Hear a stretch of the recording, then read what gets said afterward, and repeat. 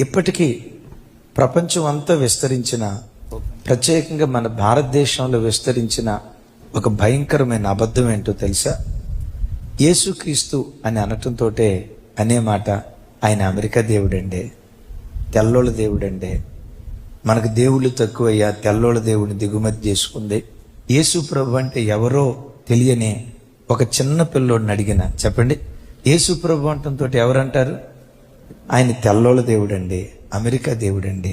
మిమ్మల్ని అడుగుతా, ఈ బైబిల్లో ఎక్కడైనా యేసు ప్రభు తెల్లోళ్ళ దేవుడు అని ఎక్కడైనా రాసిందా? అమెరికా దేవుడు అని ఎక్కడైనా రాసిందా? బ్రిటిష్ వాళ్ళ దేవుడు అని ఎక్కడైనా రాసిందా?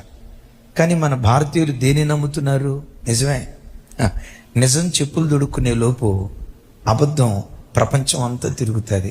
కాదురా నాయన, యేసు ప్రభువే గనక తెల్లోళ్ళ దేవుడై ఉంటే